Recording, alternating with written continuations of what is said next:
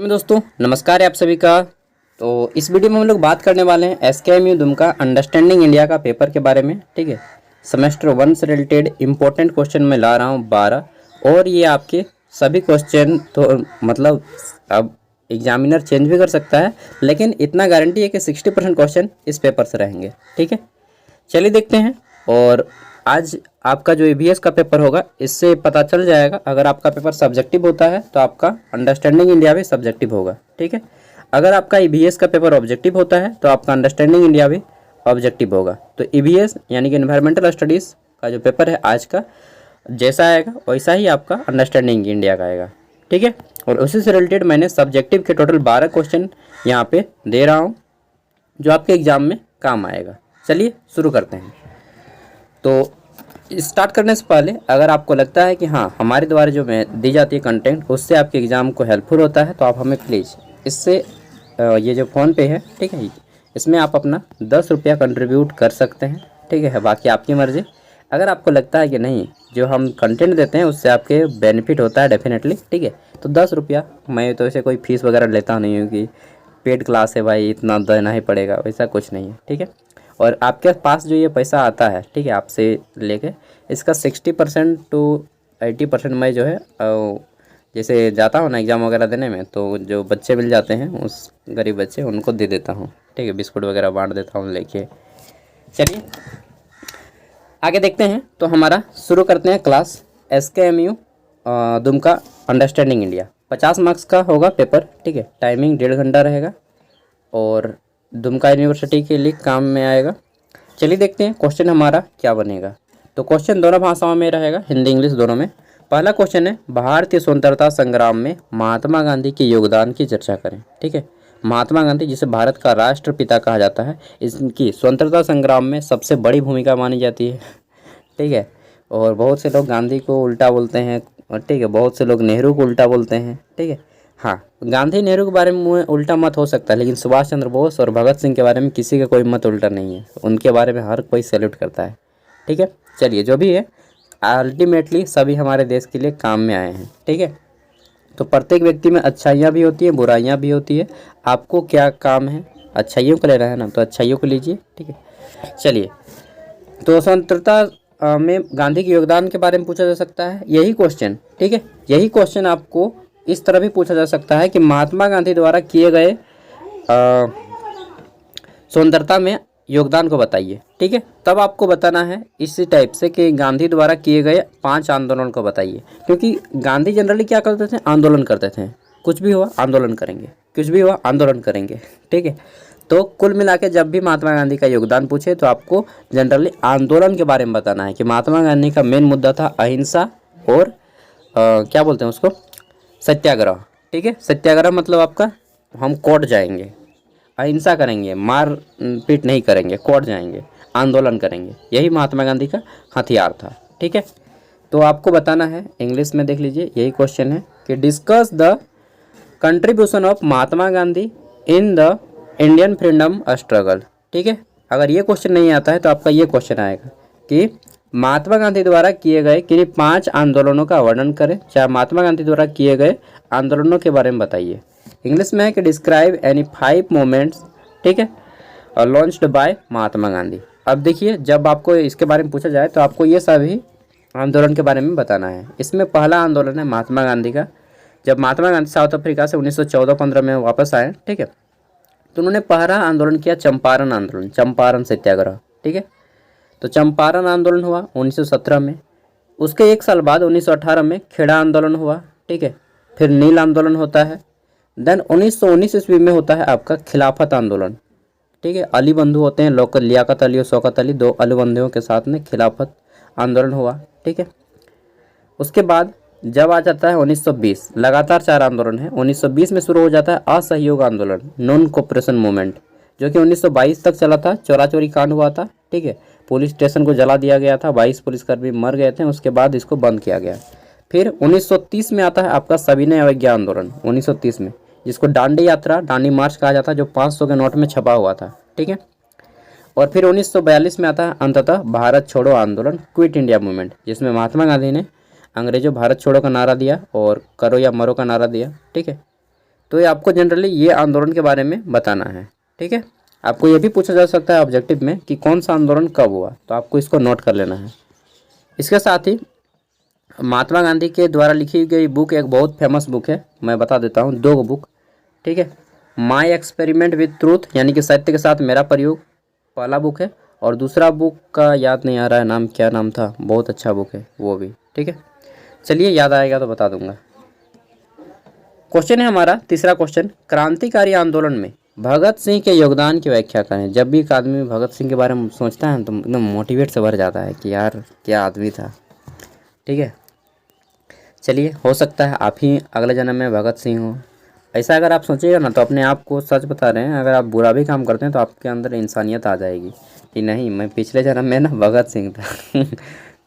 चलिए, जो भी थे आप, भगत सिंह थे या फिर जनरल डायर थे, कौन जानता है, ठीक है, या मैं कौन था, कौन जानता है। चलिए, अपना प्रेजेंट को अच्छा बनाएंगे। इंग्लिश में है कि explain the contribution of Bhagat Singh in the revolutionary movement, ठीक है। तो क्रांतिकारी संगठन में भगत सिंह का योगदान बताना है। देखिए, भारतीय राष्ट्र कांग्रेस था एक बहुत बड़ा, जिसका क्या बोलते हैं, स्वतंत्रता में योगदान था कांग्रेस पार्टी का। और कांग्रेस पार्टी जो है 2 दलों में बढ़ गया था, एक था गरम दल, गरम, और एक था नरम दल, ठीक है। तो गरम दल के नेता थे ये सभी जितने भी आपके बंदूक तीर, मतलब अंग्रेजों को मार के भगाना चाहते थे, ठीक है। और नरम दल के नेता थे महात्मा गांधी सब में, ठीक है।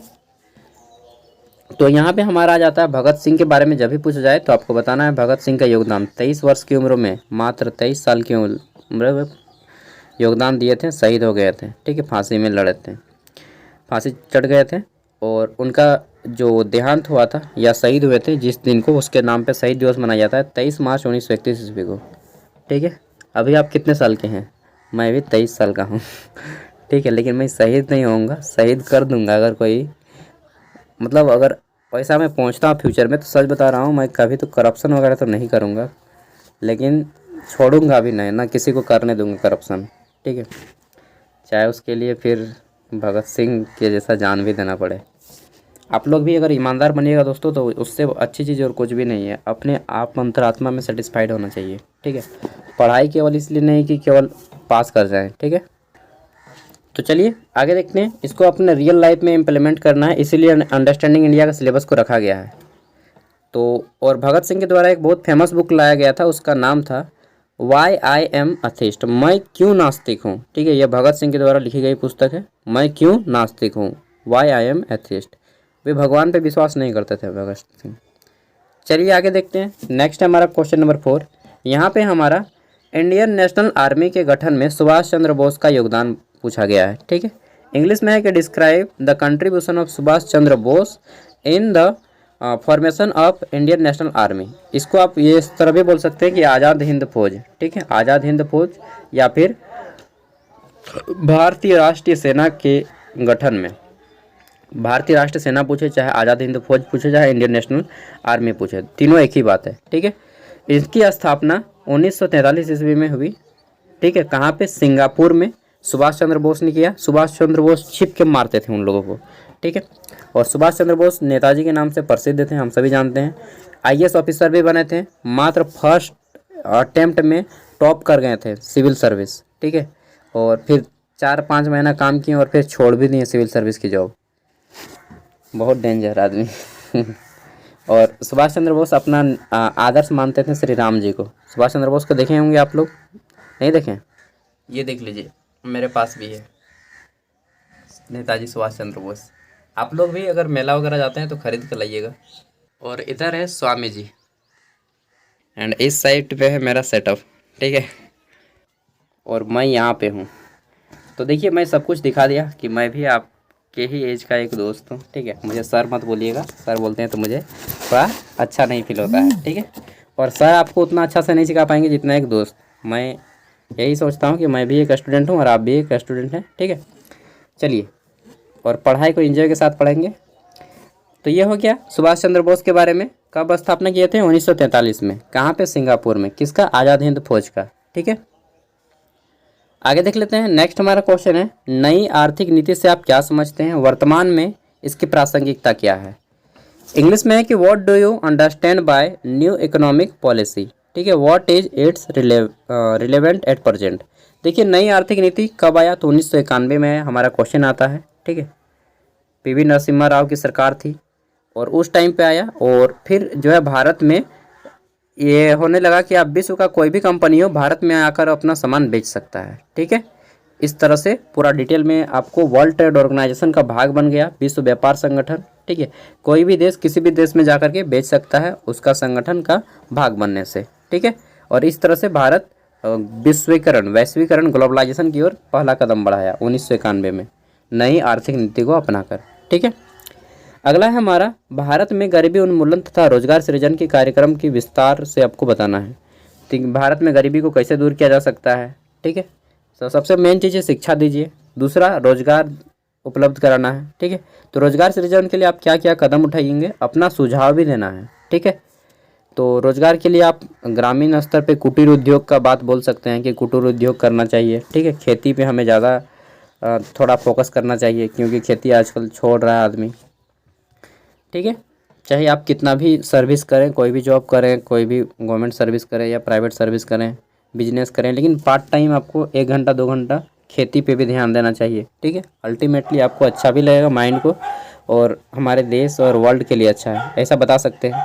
इंग्लिश में है कि explain in detail the poverty, ठीक है, alleviation and employment generation programme in India. और एक सबसे मेन चीज़ आपको बताना है कि आपको जो है संतान पे कंट्रोल रखना है, 2 या मैक्सिमम, अगर आप यदि बहुत अच्छा फैमिली से हैं, मतलब आपका सब कुछ है, धन संपत्ति, ठीक है, तो आप 3 तक जा सकते हैं, उससे ज़्यादा मत जाइए, यानी कि पॉपुलेशन पे कंट्रोल रखना है, ठीक है। वो आप पे डिपेंड करता है आप कितना तक जाइएगा, लेकिन अगर आपकी आर्थिक स्थिति सही नहीं है तो मैक्सिमम 2 तक रखिए, ठीक है। और आर्थिक स्थिति सही है तो 3 तक।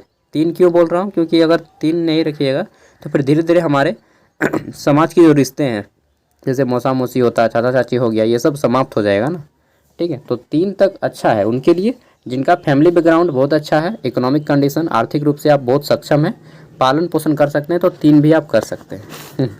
नहीं कर पाइएगा तो फिर 2 ही रहने दीजिए।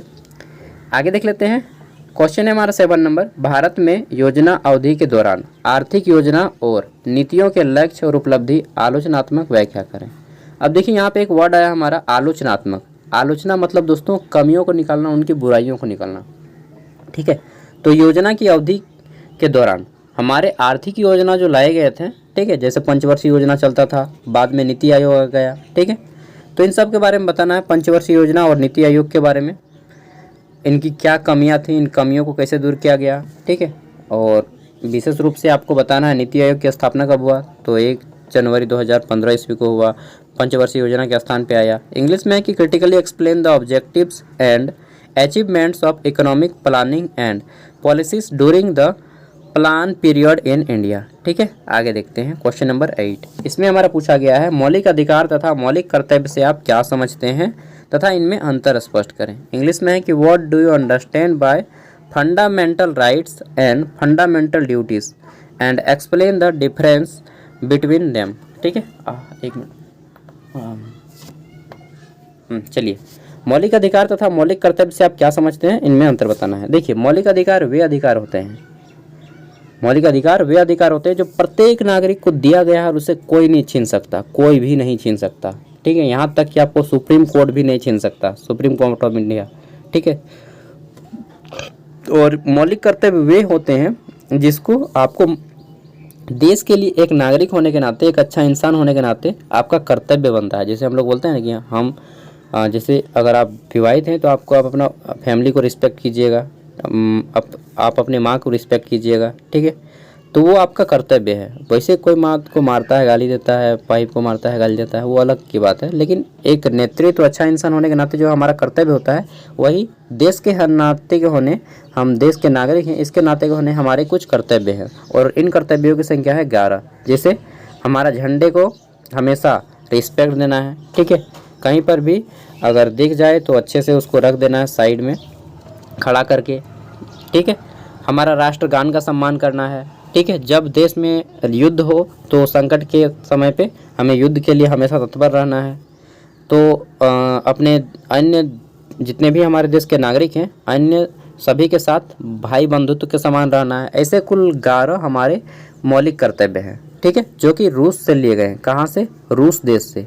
रूस नाम सुने हैं ना? सुने ही होंगे, रसिया जिसको बोलते हैं। और मौलिक अधिकार की संख्या है 6, जैसे स्वतंत्रता का अधिकार है, समानता का अधिकार है, शोषण के विरुद्ध अधिकार है, ठीक है, संवैधानिक उपचारों का अधिकार है, धार्मिक स्वतंत्रताओं का अधिकार है। तो ये टोटल 6 हैं और ये लिए गए हैं आपका अमेरिका से, ठीक है, अमेरिका से। इसको बस याद रखिए। आगे देख लेते हैं नेक्स्ट क्वेश्चन। तो जितना मैं बता रहा हूँ मोटा मोटा बता रहा हूँ, आप लोग पढ़ लीजिएगा डिटेल में। 9 नंबर में हमारा है भारतीय लोकतंत्र समाज को मजबूत तथा विकास में यहाँ के नागरिक की भूमिका बताना है, ठीक है, कि भारत का जो लोकतंत्र है विश्व का सबसे बड़ा लोकतंत्र है, ठीक है, और विश्व का सबसे बड़ा देश है जहाँ पे पॉपुलेशन भी सबसे ज़्यादा हो गया है, ठीक है। तो यहाँ पे मजबूत है बहुत ज़्यादा लोकतंत्र, बताना है क्यों है, और यहाँ के विकास जो भी हुआ है, ठीक है, तो क्यों हुआ है, यहाँ आपके नागरिकों की क्या भूमिका रही है। नागरिक मतलब होता है जनता, ठीक है, नागरिक मतलब जनता, इंग्लिश में बोलते हैं सिटीजन, ठीक है। इंग्लिश में है कि describe the role of its citizen in strengthening and developing the Indian democratic society, ठीक है, ये हो गया। तो क्या क्या योगदान देता है भारत के लोग, ये आपको बताने हैं। वो अमरीशपुरी बोलता है ना, ना भाई ना, मैं तो पक्का देशभक्त हूँ, चरस गांजा बेचता हूँ, फॉरेन करेंसी कमाता हूँ, अपनी भारत माता को क्या क्या बोलता है, देता हूँ, हाँ, सोने के पंख लगाता हूँ, मैं पक्का देशभक्त हूँ। तो उन सब देशभक्तों का भी आपको नाम बताना है। ऐसा अगर आप जोड़ जोड़ के मतलब थॉट्स भी रहेंगे आपके पास, किताब का भी नॉलेज रहेगा, और आपके सोचने की भी थिंकिंग लेवल अच्छा रहेगा ना। सच बता रहा हूँ, जो एग्जामिनर रहेगा कॉपी चेक करने वाला, अगर आपको पढ़ेगा तो गदगद हो जाएगा आपका पढ़ के। नेक्स्ट है हमारा यहाँ पे भारतीय ज्ञान प्रणाली की अवधारणा की परिचय तथा अनुप्रयोग का वर्णन करना है, कि भारत की ज्ञान प्रणाली कैसी है, ठीक है, प्राचीन समय में कैसे था वो बताना है। Describe the concept, introduction and application of Indian knowledge system, प्राचीन काल में हमारा भारतीय शिक्षण पद्धति कैसा था वो बताना है। साथ ही आपको बताना है अब हमारा कि भारत की शिक्षा प्रणाली की विशेषता क्या है, हमारी जो यहाँ की शिक्षा प्रणाली है उसकी विशेषता क्या है, समस्या क्या है, विशेषता के साथ साथ ये भी बताना है कि समस्या क्या है, और ये बताना है कि इस समस्या को दूर कैसे किया जा सकता है, ठीक है। इंग्लिश में है कि explain the characteristics and problem of the Indian education system and suggest how it can be improve. देखिए, अगर मुझसे कोई पूछा जाए ना, मैं शिक्षा मंत्री अगर हो गया ना, तो पूरे देश का भाषा एक कर दूंगा, या तो सब बच्चा हिंदी पढ़ेगा या फिर सब बच्चा इंग्लिश पढ़ेगा, ठीक है, दो में से एक ही चीज़ रहेगा। मतलब हमारे देश में देखिए आधा मतलब इंग्लिश मीडियम का बच्चा सब इंग्लिश पढ़ता है, सरकारी स्कूल का बच्चा हिंदी। अब वहाँ पे डिस्ट्रैक्शन पैदा हो जाता है एक तरह से, ठीक है, दोनों के बीच बहुत ज़्यादा डिस्टेंस हो जाता है। सरकारी स्कूल का बच्चा अपने आप को कमज़ोर समझने लगता है इंग्लिश के मामले में, और हिंदी स्कूल जो ये आपका अंग्रेजी मीडियम का बच्चा है वो अपने आप को समझता है हिंदी में कमज़ोर। साथ ही देखा जाए तो यहाँ पे फैमिली बैकग्राउंड भी बहुत ज़्यादा मायने करता है, ठीक है। भारत के कोई व्यक्ति है जहाँ पे 5,000 नहीं कमा पाता है महीने का, और कोई व्यक्ति जहाँ पे महीने का 5 लाख भी कमा रहा है, ठीक है।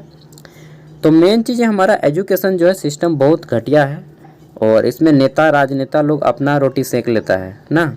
हमारे स्टेट का ही देख लीजिए, यहाँ पे टीचर की बहाली कब हुई है, लास्ट टाइम 2012 में, और अभी कितना चल रहा है 12 साल से दोस्तों टीचर की बहाली नहीं हुई है, ठीक है। कैसा रहेगा एजुकेशन सिस्टम, आप बताइए यार कैसा रहेगा। और मात्र 12th पास कैंडिडेट को लिया जा रहा है, वो भी ऐसा एग्ज़ाम देके जहाँ पे सेटिंग गेटिंग होता है, ठीक है। एगो देखिए टीचर 3 प्रकार का होता है, अगर आपको नहीं मालूम है तो मैं थोड़ा सा बता देता हूँ, ठीक है। और ये क्वेश्चन कंप्लीट कर लेता हूँ, उसके बाद बता दूंगा, और थोड़ा सा जान लीजिएगा। 12 नंबर में है राष्ट्रीय शिक्षा नीति 2020 की मुख्य विशेषताओं को लिखें, ठीक है। 2020 में जो हमारी न्यू शिक्षा नीति आई एजुकेशन पॉलिसी, इसकी विशेषता कौन कौन सी है वो बताना है। Right the main points of national education policy 2020, इसमें क्या होता है आपको बताना है कि न्यू एजुकेशन पॉलिसी 2020 में विशेष रूप से दिया गया है कौशल पे ध्यान, ठीक है। आदमी कुछ सीखे, केवल किताबी ज्ञान ना ले, और कुछ रचनात्मकता लाए, ठीक है। देखिए टीचर के बारे में मैं बता रहा था कि टीचर 3 प्रकार के होते हैं। पहला होता है 1 to 5 के जो पढ़ाते हैं, ठीक है, इसको बोलते हैं PRT टीचर, PRT हो सके आप में से कोई टीचर बनना चाहते हो, ठीक है, PRT, इसको बोलते हैं हिंदी में प्राइमरी इंग्लिश में बोलते हैं पूरा नाम प्राइमरी टीचर, ठीक है।